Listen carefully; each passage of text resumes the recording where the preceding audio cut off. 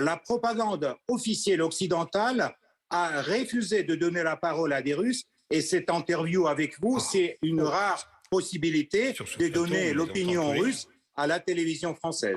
Piotr Tolstoï, on reçoit régulièrement, par exemple, Alexander Makogonov, depuis le début de la guerre, sur notre plateau, mais sur d'autres chaînes aussi. Vous parlez des médias occidentaux, je parle des médias français. Alexander Makogonov, votre représentant ici, en tout cas porte-parole de l'ambassade de Russie, est régulièrement interviewé. C'est la deuxième interview qu'on fait. La dernière, elle remonte à quelques mois. C'est la deuxième interview que l'on fait ensemble sur ce plateau. Vous avez aussi la parole. Le problème, c'est que cette parole, vous ne reconnaissez même pas les évidences. Pauline Simonet. Oui, moi j'allais vous demander si vous n'avez pas finalement déjà perdu cette guerre en quelque sorte. Parce qu'on s'approche de cet anniversaire d'1 an de la guerre. On pensait que vous, en tout cas vous pensiez remporter cette guerre en quelques semaines à peine. Et là, 1 an après, vous n'avez remporté quasiment aucune victoire, aucune grande ville. Est-ce que finalement vous ne considérez pas, si vous êtes honnête, que cette guerre, vous l'avez déjà perdue face aux Ukrainiens ? Non, Colline. Malgré qu'aujourd'hui, tout le bloc militaire d'OTAN participe dans cette guerre par l'armement, munitions, approvisionnement de l'armée ukrainienne, la Russie va gagner cette guerre. Et ce n'est pas 1 an, on a l'éternité devant nous. Donc vous inquiétez pas, tôt ou tard, on va gagner cette guerre et on va, avec vous, faire une analyse des bilans de tout ce qui s'est passé entre la Russie et l'Ukraine à partir des années 90 jusqu'au, par exemple, 2025. Colonel Goya. Oui. Que ferez-vous lorsque des pays occidentaux fourniront des chars de bataille à l'armée ukrainienne? Ce qui arrivera forcément. Monsieur le colonel, on va les brûler. Donc, vous savez bien, d'ailleurs, de l'histoire, que les chars allemands ont été déjà brûlés sur le territoire de l'Ukraine. On va le faire encore une fois. Comment réagirez-vous, au-delà de vouloir les brûler, si, par exemple, la France, pour préciser la question du colonel encore, si la France livre à l'Ukraine des chars français, des chars Leclerc? On a très très peur. Vraiment, on est paniqué. Vous pouvez livrer aux totalités l'Union européenne avec les chars grecs. Vous pouvez livrer aux Ukrainiens 200 chars. Vous croyez que pour l'armée russe, c'est un problème de brûler 200 chars? Je peux vous donner un autre peut-être matériel pour l'analyse. Vous avez refusé le gaz russe. Aujourd'hui, vous êtes en train d'acheter le gaz américain 3 fois plus cher. Vous allez fournir vos chars aux Ukrainiens. Et récemment, vous allez acheter les chars américains, les Abrams, 3 fois plus cher. C'est ça la guerre, le prix de la guerre en Ukraine pour l'Europe. C'est votre choix. Personne ne vous empêche, mais on n'a pas peur de vos chars. Quand on voit les difficultés de l'armée russe depuis 1 an, alors que l'Ukraine n'a pas les chars occidentaux, on peut avoir des doutes sur ce que vous nous dites là, si les Occidentaux se mettent à livrer aussi des chars lourds à l'Ukraine. Mais vous pouvez avoir les doutes, de toutes les façons, c'est votre droit. On est dans les pays démocratiques. Je vous dis, c'est ce que ressentent les Russes par rapport la question de Monsieur le Colonel, c'était ça. Qu'est-ce que vous allez faire avec les chars de l'OTAN qu'on va fournir en Ukraine? On va les brûler, comme tous les gens qui vont venir avec ces chars. Oui, parce que c'est clair que les Ukrainiens ne peuvent pas guider les chars Leclerc ou les chars Léopard. Attendez, vous attendez. Tous les spécialistes... Piotr Tolstoï, pour parler concrètement, vous vous attendez à ce que s'il y a des livraisons de chars occidentaux, il y ait à l'intérieur de ces chars des soldats occidentaux? Pour vous, les Ukrainiens ne pourront pas s'en servir? Mais bien sûr, parce que pour, je ne sais pas si peut-être vous pouvez demander, monsieur le colonel, pour avoir le service technique d'un char, il faut toute une équipe qui fait ce service après chaque bataille. Il faut avoir un opérateur qui est qualifié, qui connaît comment on peut guider ce char. Donc, vous ne pouvez pas, du coup, fournir les chars et imaginer que les Ukrainiens vont attaquer avec ces chars les Russes. Mais de toutes les façons, quoi que va se passer avec les chars, ils seront brûlés. Ça je peux vous garantir. Colonel Goya, sur ce point-là spécifiquement, Non mais, Monsieur Tolstoï, ça s'apprend. Hein. On a fourni des matériels d'artillerie également assez complexes. Ce sont les Ukrainiens qui les utilisent. Ce sera la même chose avec les chars de bataille que nous fournirons. Les Russes d'ailleurs la même chose. Ils fournissent les chars au monde entier et Oui. d'autres pays apprennent à utiliser les chars russes. Mais Piotr Tolstoï, on a l'impression finalement qu'il n'y a pas beaucoup de réaction du côté de la Russie. Est-ce que, après tout ce qu'on a vu, les armes qui ont été fournies les unes après les autres par les pays occidentaux, on a l'impression finalement que vous n'avez pas vraiment de moyen de réaction? On n'a pas peur des armes qui ont fournies par les Occidentaux parce que chaque jour, dans tous les bilans du ministère de la Défense, on a 2 systèmes artillerie français qui est éliminé. On a 3 systèmes HIMARS américaines qui sont bombardés. Donc, vous inquiétez pas, tout ça va se retrouver, je ne sais pas, en Turquie pour le métal très bientôt. Et on a bien compris, pardon, mais si, comme vous n'avez pas peur des armes occidentales, vous vous protégez en mettant des batteries de défense antiaérienne à Moscou, c'est pour ça que vous les mettez là. Diamancel. J'ai une question. Je comprends pas, Piotr, la stratégie militaire du président Poutine. Il a accepté une campagne de terreur en tirant des dizaines de missiles pratiquement par jour contre soi-disant des cibles d'infrastructures énergétiques. Mais par exemple, le 14 janvier dernier, à Dnipro, c'est un missile Kh-22 qui a été tiré. Et vous le savez comme moi, c'est un missile qui a été retiré du service en 2007 parce qu'il est très peu précis et qu'il emporte une charge d'1 tonne qui fait des dégâts considérables.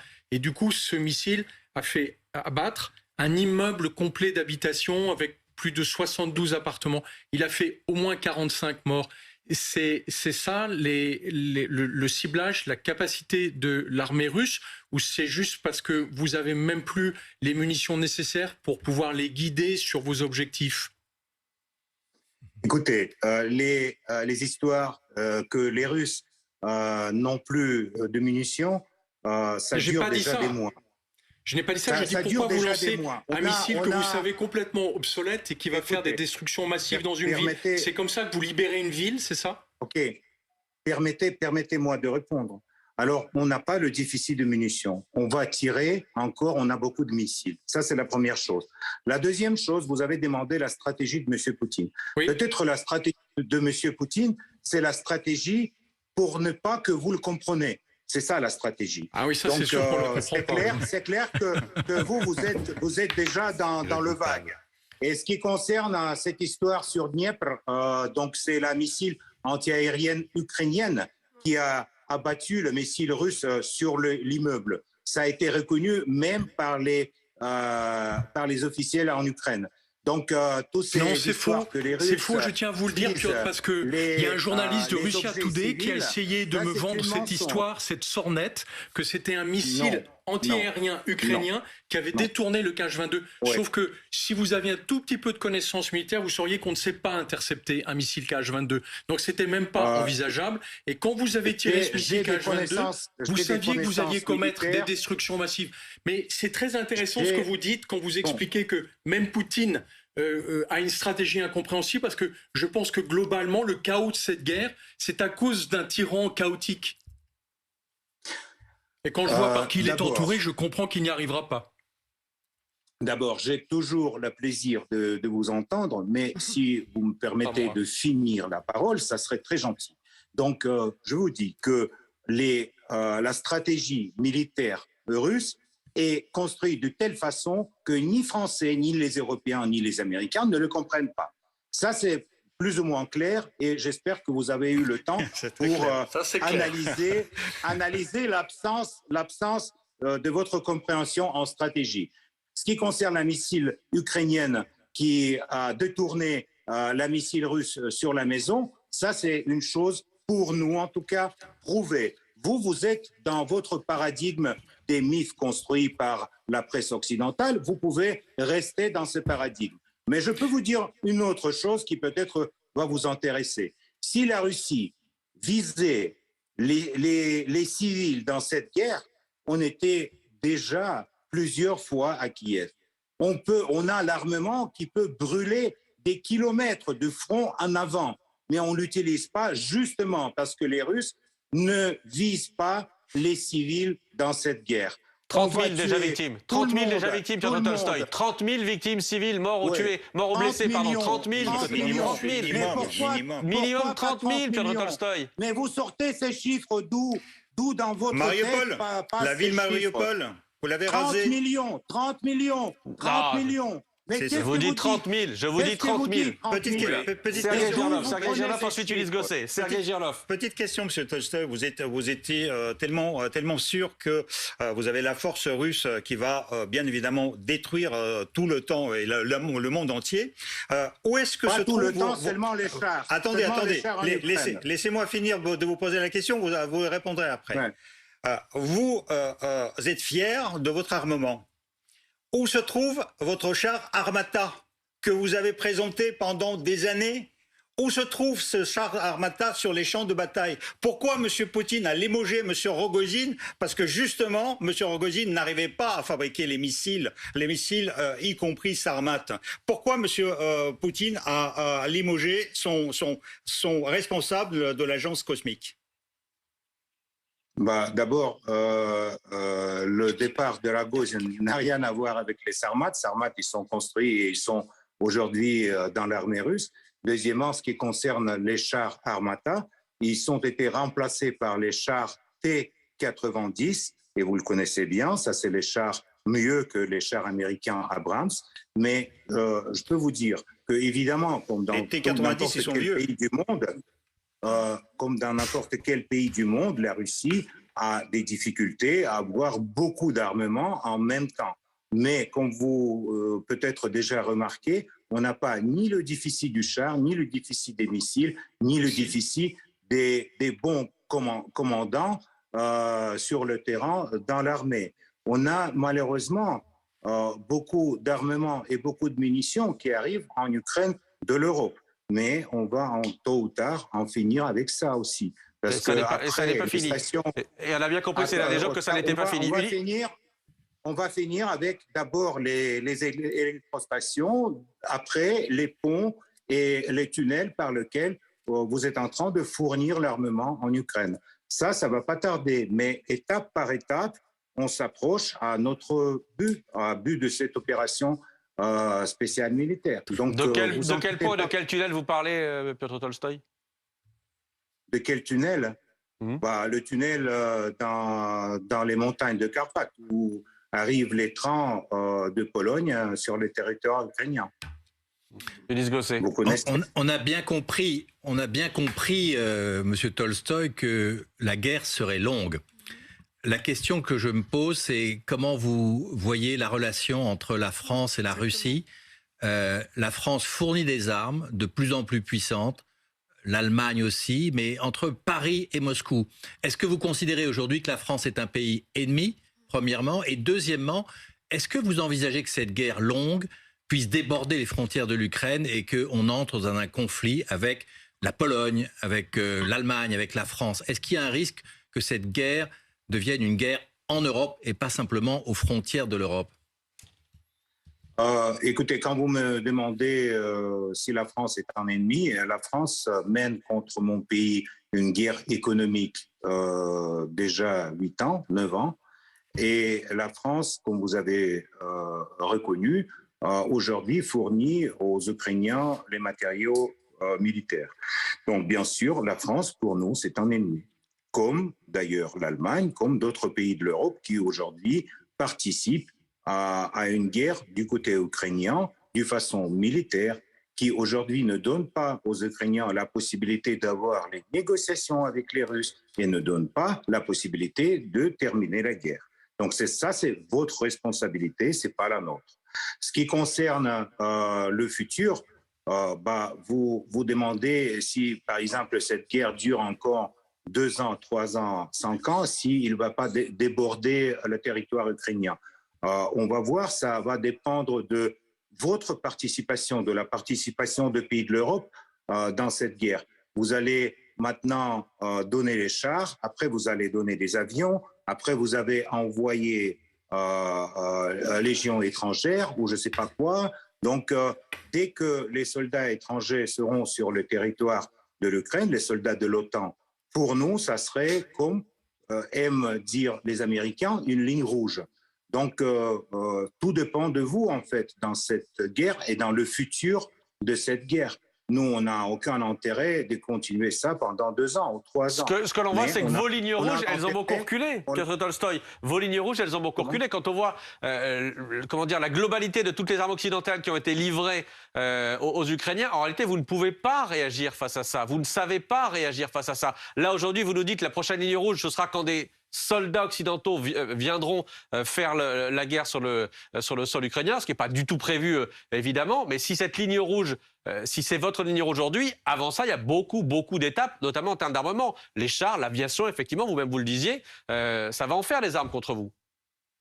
Non, mais quand vous dites beaucoup d'États, vous pensez que tous ces États, c'est les États de l'Union européenne, Grande-Bretagne, les États-Unis et Australie. Évidemment, je parlais beaucoup d'étapes.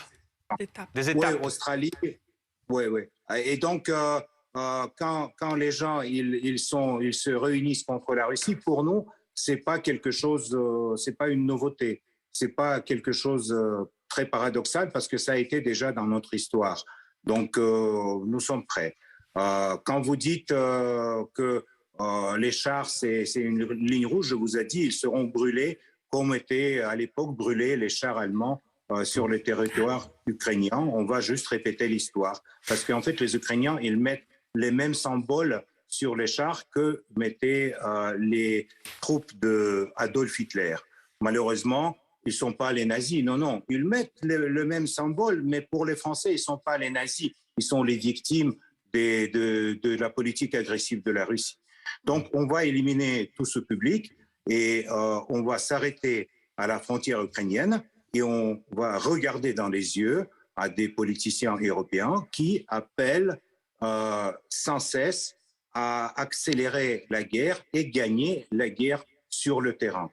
Donc, on va regarder à les yeux au monsieur Borrell ou à les autres grands politiciens qui aujourd'hui pensent qu'ils peuvent gagner la guerre contre la Russie. Et on va attendre leurs propositions sur le futur monde, sur la future sécurité européenne. Vous inquiétez pas, ça va venir très vite et on va pouvoir discuter ça dans votre studio. Qu'est-ce que vous pensez de la Turquie, puisque la Turquie, bien qu'elle n'applique pas les sanctions économiques, livre massivement des drones à l'Ukraine, il livre aussi des drones à l'Azerbaïdjan, alors que la Russie d'ordinaire défend l'Arménie. Pourquoi vous ne qualifiez pas la Turquie d'ennemi ? Ils sont très malins, les Turcs, parce qu'ils n'ont pas osé exploser les gazoducs comme ça fait les Européens. Donc, vous ne répondez pas à ma question en fait. Pourquoi vous ne les blâmez pas pour les livraisons d'armes ? Pourquoi vous ne les qualifiez pas d'ennemis alors qu'ils livrent des armes qui permettent d'attaquer le territoire russe à l'intérieur et vous ne dites pourtant rien à Erdogan ? Parce que avec la Turquie et avec M. Erdogan, on a d'autres terrains de coopération, notamment coopération économique, importants pour nous dans cette période. Donc l'économie est plus importante que le militaire ? L'économie est plus importante que le militaire ? L'économie, c'est important, mais j'ai dit que les Turcs, ils n'ont pas osé d'exploser les gazoducs. C'est ce qu'ont osé les Européens ou les Britanniques ou les Américains, je ne sais pas qui. D'ailleurs, vous ne savez pas qui a fait exploser le Nord Stream ? Non, moi, j'enquête pas. Vous non plus. Oui, M. Tolstoï, au fait, on a eu des preuves. Ça fait quand même plusieurs mois que vous annonciez la fourniture de preuves accablantes sur l'application britannique. C'est comme avec 30 millions des civils ukrainiens qui sont morts. On a dit 30 000. J'ai dit 30 000. Vous pouvez répéter 30 millions, j'ai dit 30 000. Il n'y a aucun problème et je maintiens le chiffre. Monsieur Tolstoï, vous avez parlé d'économie. Vous avez dit la Turquie est un partenaire économique important. Bon, le volume des échanges entre la Russie et la Turquie est nettement inférieur à celui que la Russie avait avec l'Europe. Et en fait, vous avez provoqué les sanctions avec votre principal partenaire économique qui vous permettait de gagner de l'argent et en plus qui vous vendait tout ce que vous ne produisez pas. Est-ce que vous croyez que c'est quelque chose de sensé ? Mais ce n'est pas nous qui ont entendu les sanctions contre les Européens, c'est les Européens qui après Washington et Londres, on entendait les sanctions contre la Russie. Et ce n'est pas votre décision, ce n'est pas une décision européenne, c'est la décision qui a été prise à Washington. Pour nous, c'est clair, parce que pour l'Europe, ça n'a aucun sens de mener une guerre économique contre la Russie. La Russie était le seul votre ressource pour rester comme la civilisation dans le futur monde. Il y a la Chine, les États-Unis, l'Europe aura pu être, mais malheureusement ne le sera pas, à cause de toutes ces décisions et notamment à cause de l'opération militaire en Ukraine. Mais ça, c'était votre choix. Nous, on était toujours pour la coopération avec l'Europe. Nous avons beaucoup de téléspectateurs, Monsieur Tolstoï, nous avons beaucoup de téléspectateurs qui, en vous regardant, se demandent si vous vivez sur la même planète que nous ou bien si vous n'êtes pas dans un monde parallèle. Non, c'est vrai, vous avez raison. On vit dans des planètes différentes parce que par les narratifs américains, par le mensonge que vous distribuez entre les téléspectateurs, notamment en France et en Afrique, vous avez complètement changé, vous avez détourné l'image du monde dans lequel vous êtes. Vous croyez que vous êtes le centre du monde, tandis que avec 75% des entreprises qui travaillaient en Russie avant le début de l'opération continuent de travailler. Ils ont juste changé leur juridiction. Il y en a, la plupart du monde entier continue à coopérer avec la Russie et cette coopération aujourd'hui se développe beaucoup plus vite qu'à l'époque quand on avait la coopération avec l'Europe. On arrive au bout, Piotr Tolstoï. La vraie image, malheureusement, vous échappe parce que vous regardez dans le monde du votre coin européen. Mais je vous rappelle que le plus grand pays de l'Europe, c'est la Russie. Merci Piotr Tolstoï, merci à vous. Je suis obligé de vous couper, merci à vous. On arrive au bout de cette interview. Merci d'avoir été notre invité ce soir. Merci à tous les 6.